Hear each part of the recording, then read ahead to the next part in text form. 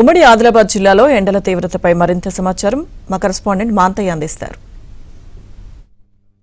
ఉమ్మడి ఆదిలాబాద్ జిల్లాలో భానుడి తాపానికి ప్రజలు విలవిల్లాడుతూ ఉన్నారు. ఉదయం 9 గంటలకే భానుడి తాపం మొదలవుతుంది. సాయంత్రం 6 గంటల వరకు కూడా ఆ ఎండ వేడిమి కొనసాగుతున్న నేపథ్యంలో ప్రజలు విలవిల్లాడిపోతూ ఉన్నారు.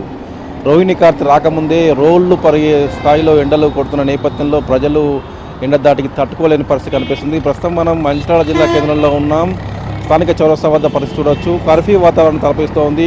ఉదయం 9 గంటల తర్వాత వాతావరణం ఒక్కసారిగా వేడెక్కుతోంది. 9 గంటల నుంచి దాదాపుగా 5-6 గంటల వరకు కూడా ఎండ తీవ్రత అధికంగా ఉంటుంది. ఓవైపు వడగాలులతో తోడు ఎండ క్రమేణా పెరుగుతున్న నేపథ్యంలో ప్రజలంతా కూడా ఇటు ఆదిలాబాద్, నిర్మల్, మంచిర్యాల, కొమరంభీం, ఆసిఫాబాద్ అన్ని జిల్లాల్లో ఇదే పరిస్థితి కనిపిస్తోంది. ముఖ్యంగా అటవీ ప్రాంతంలో కూడా ఎండ తీవ్రత 40 డిగ్రీల పైన నమోదవుతుంది ఉష్ణోగ్రతలు. దీంతో అటవీ గ్రామాల ప్రజలు విలవిలాడిపోతున్నారు, ఆందోళన చెందుతూ ఉన్నారు.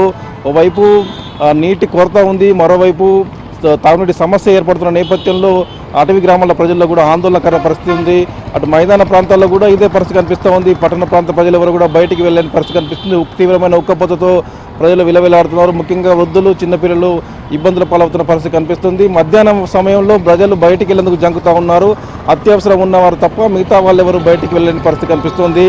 మరో 2-3 రోజుల పాటు కూడా 42 ఆ పైనే ఉష్ణోగ్రతలు నమోదవుతాయని చెప్పి వాతావరణ శాఖ హెచ్చరికలు జారీ చేస్తున్న నేపథ్యంలో ప్రజలంతా ఆందోళన చెందుతున్నారు. ముఖ్యంగా సింగరేణి ప్రాంతాల్లో మాత్రం పరిస్థితి నిప్పుల కుంపటి వలె ఉంది. సింగరేణి ప్రాంతంలో సాధారణంగా ఇతర ప్రాంతాలతో పోలిస్తే సింగరేణిలో, గనుల్లో, కోల్బేరు ప్రాంతంలో 4-5 డిగ్రీల అత్యధిక ఉష్ణోగ్రతలు నమోదవుతుంటాయి. ప్రస్తుతం కూడా అదే పరిస్థితి కనిపిస్తూ ఉంది.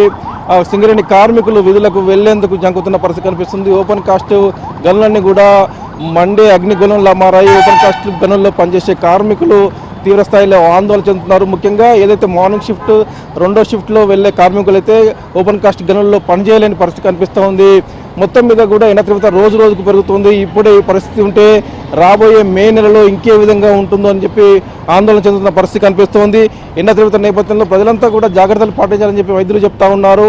ముఖ్యంగా చిన్నపిల్లలు, వృద్ధుల విషయంలో జాగ్రత్తలు పాటించాలి. అత్యవసరం ఉంటే తప్ప 9 గంటల తర్వాత బయటికి వెళ్ళొద్దని చెప్పి చెప్తా ఉన్నారు. మొత్తానికి ఎండల తీవ్రత రోజు రోజుకు పెరుగుతోంది. రాబోయే రోజుల్లో ఏ విధంగా ఉంటుందో అన్న ఆందోళన కూడా వ్యక్తమవుతుంది. ఇది ఇక్కడ పరిస్థితి. వాస్తవం అంతా ఇబ్బంది.